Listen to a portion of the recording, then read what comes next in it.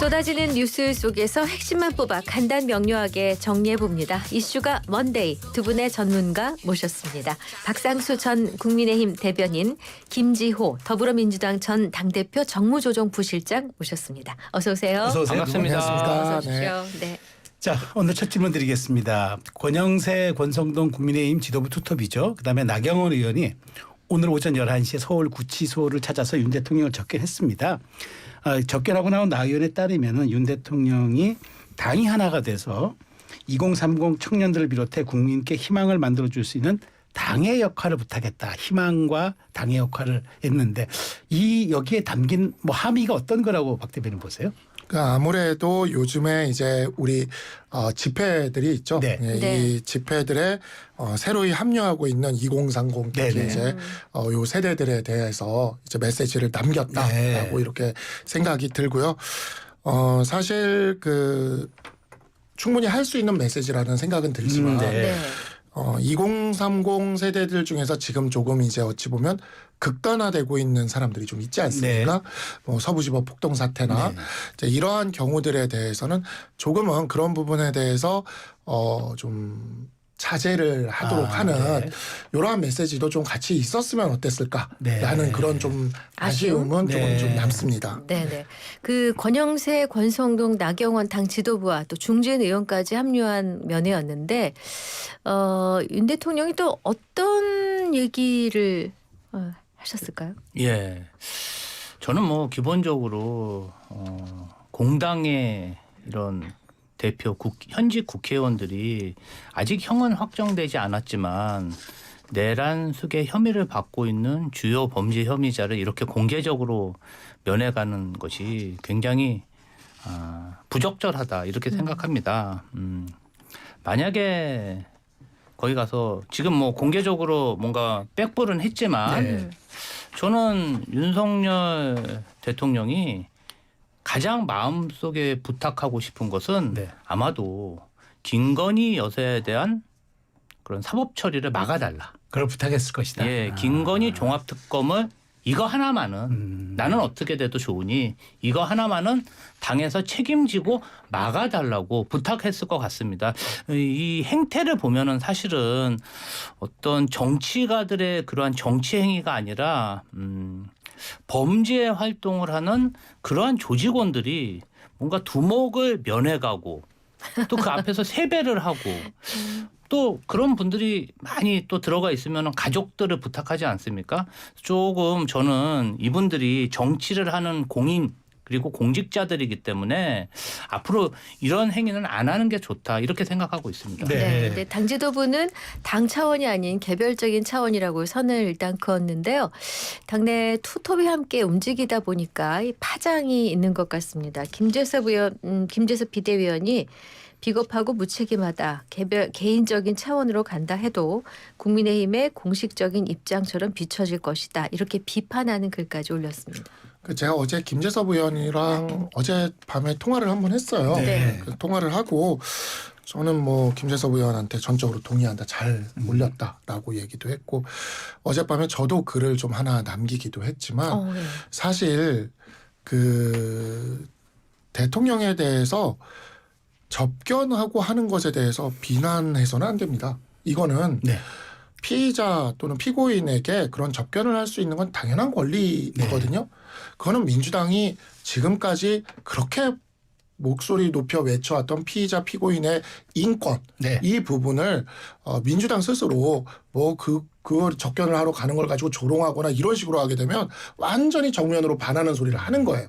그런데 그래서 저는 이제 공수처가 그때 뭐 가족들 접견 금지시키고 하는 거에 대해서 굉장히 비판을 했는데 권성동 원내대표와 권영세 비대위원장이 개인적인 자격으로 어찌 보면 친구 관계로 간 거였으면 저는 그거는 뭐 누가 뭐라고 할 수 없다고 봐요. 저는 나경원 의원 가서 접견하고 온 거, 면회하고 온 거 잘하셨다고 네. 생각합니다. 백브리핑도 할 수 있습니다. 네. 잘하셨어요. 근데 문제는 권영세 비대위원장과 권성동 원내대표는 우리 당의 현재 지도부고 투톱입니다. 근데 모든 것은 그러니까 뭐 당의 공식적인 입장이 대통령의 탄핵이 인용되지 않기를 바라는 거라면 뭐 그럴 수도 있지만 모든 것은 어떤 조직이든 컨틴전시 플랜, 네. 플랜 B를 항상 염두에 두고 있어야 됩니다. 네. 그렇게 쳤을 때 헌법재판소에서 탄핵이 인용되면 우리는 192석의 민주당과 이재명 대표라는 유력한 대권 후보와 60일 이내에 대선을 치러야 되는 굉장히 어려운 처지에 놓입니다. 결국 그 대선이라는 것은 이 중도를 얼마나 가져오느냐가 될 건데 우리의 격전지는 지구상으로 치면 적도 부근에서 격전지가 있을 거거든요. 근데 함선을 이끄는 함대를 이끄는 제독이 이 함대를 적도로 가는 함대를 변침시켜서 알래스카로 끌고 올라가 버리면 알래스카까지 간 다음에 만약에 갑자기 적도로 가야 되는 상황이 펼쳐지면 그때 갑자기 항로를 다시 변침해서 적도로 내려가 봐야 60일 동안 적도까지 도착도 못합니다. 그 사이 지금 이재명 민주당 대표는 반도체 관련된 것, 그다음에 AI 관련된 것, 그다음에 뭐 이와 관련돼서 기본소득도 포기하겠다, 일본에 대한 메시지 할 거 없이 그냥 이 적도 근방에 있는 중도를 차지하기 위한 전력을 기울이고 있는데 우리는 당 지도부라는 분들 2명이 오른쪽 구석으로 가다 못해서 끝까지 가보겠다는 지금 이런 식으로 가고 있는 거라서 앞으로 이 분들이 과연 이 큰 당을 이끌고 이 대선을 치러 나갈 그런 전략이라는 것은 갖고 있는가. 사실 지도부에 있는 김재섭 의원이 그나마 이 정도라도 얘기를 해준 것이 그나마 우리 당을 살리는 길이다. 만약에 이에 대해서도 고깝다고 김재섭 의원한테 불이익을 주거나 하게 된다면 정말 우리 당은 이길 가능성을 잃어버리는 당이 될 수가 있다라고 생각합니다. 그리고 또 이준석 의원의 발언이 좀 눈에 띕니다. 이준석 의원이 아마 이제 면회 간 것에 대해서 윤 대통령 나중에 이분들에게 이제 당 지도부에게 재집권해서 사면 좀 시켜달라는 얘기를 아마 애둘러서 얘기할 거라고 얘기를 했습니다. 그런데 이제 이에 대해서 권영세 비대위원장은 사람은 늘 자기 그릇 정도밖에 생각하지 못한다고 반박하고 꼬집었습니다. 이 의원의 발언 어떻게 보세요? 지금 윤석열 대통령이 헌법재판소에 대하는 태도나 네. 이런 걸 보면은 뭐 어떤 정치적 이득, 사면을 염두에 두고 그러한 지금 재판에 임하고 있는 모습은 아니지 않습니까? 그래도 이준석 의원이 국민의힘 당 대표로서 대통령으로 윤석열 대통령을 만든 당사자인데 어떻게 그렇게 좀 사람을 모욕하는 듣도 보도 못한 그러한 조금 발언을 하는지 좀 매우 실망스럽고요. 약간 좀 인격적으로 성숙된 발언을 하는 게 좋다. 네. 뭐 대권 후보로서 어떤 뭐 선언도 했는데 네. 너무 좀 덜 성숙된 그런 발언이라고 생각하고요. 저는 그 쌍권 네. 국민의힘 양 대표님이 정치꾼으로서 정말 다음 선거만 생각하지 말고 정치가로서 국가 민족의 미래를 좀 생각해 주셨으면 좋겠다. 지금 그 세 분이 오늘 면회 간 거는요. 한마디로 말하면은 국민의힘 대선도 그 선거도 안중에도 없는 것 같아요. 그 세 분의 차기 당대표 선거를 위한 사전포석이 아니었나 이런 의심이 들 정도입니다. 네. 이준석 의원의 발언 어떻게 해석하세요? 말씀하신 대로 지금 뭐 형사 재판이 이제 시작되지도 않았는데 벌써 무슨 사면 얘기를 하면서 이렇게 하는 거는 이준석 의원 같은 경우에도 결국 이번에 만약에 그 플랜 B로서의 조기 대선이 시행된다면 결국 진영 간의 대격돌로 갈 겁니다. 진영 갈등이 워낙 크기 때문에. 그래서 저는 이제 크게 보면 이준석 의원 같은 경우에도 크게 보면 보수의 큰 틀 안에 놓여 있기 때문에 네. 그러한 점에서 자신이 돌아올 다리까지 태워버리는 소리는 굳이 할 필요는 없을 것 같다.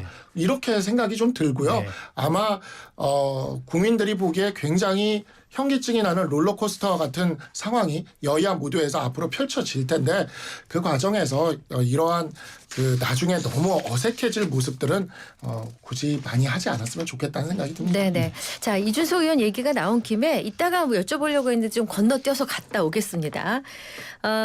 조기 대선을 염두에 두고 개혁신당 이준석 의원이 사실상 대선 출마 선언을 했습니다.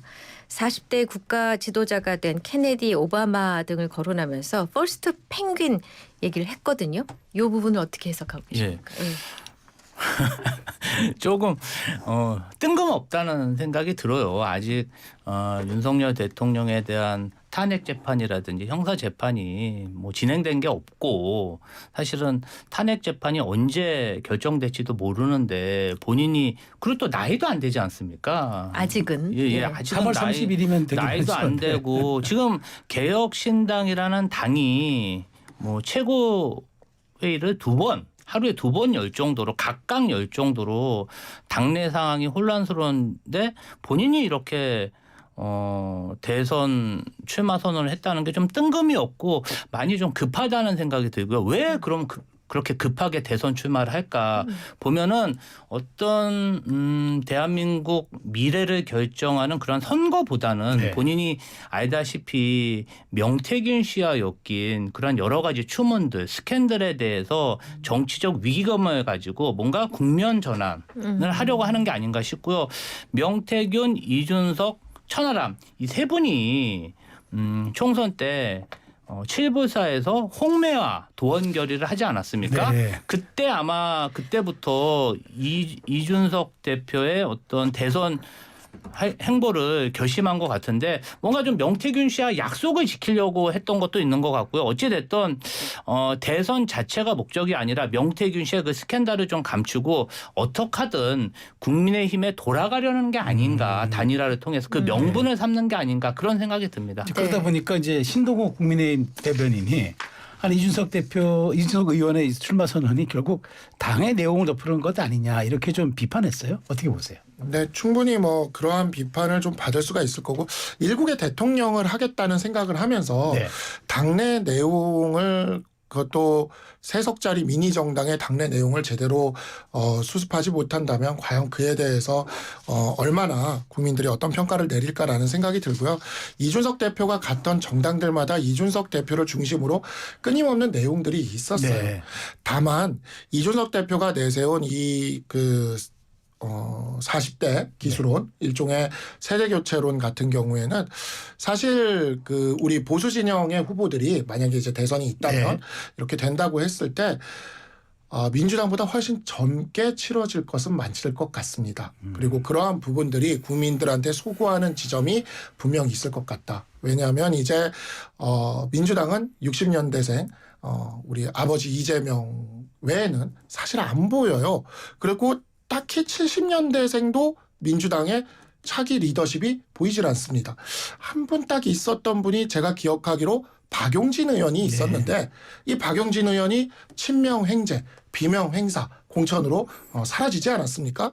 그래서 사실 보면은 이러한 점들이 민주당도 아마 이렇게 빠른 국면이 올 거라는 생각이 잘 안 들어서 정적 제거에만 몰두하다 보니 민주당의 미래의 싹을 다 잘라버린 그 문제가 되지 않았을까 싶습니다. 그에 비해 보수는 조금 더 미래가 있습니다. 일단은 우리 박 대변인께 이준석 의원이 국힘으로 돌아오게 될까요? 영입을 할 것이다. 오늘 아침에 한 유튜브 방송이었는데 신지호 전 부총장이 네. 이준석이 돌아오는 뭐 과정이라는 식의 이야기를 했죠. 네. 사실 이준석의 개혁신당은 우리 보수에 있어서 과거 심상정의 정의당과 유사한 포지션입니다. 그리고 여야가 총결집이 되는 사태가 벌어진다고 쳤을 때 그때 과연 그와 같은 군소정당의 후보의 그 득표율도 굉장히 아쉬울 수가 있는 거죠. 네. 그런 상황에서는 사실 정치라는 건 상상의 영역이고 가능성의 영역이기 때문에 충분히 무슨 일이든 일어날 수 있다. 사실 지난 대선 이재명 대표가 심상정 의원을 안을 수만 있었다면 이재명 대표가 이겼을 겁니다. 아.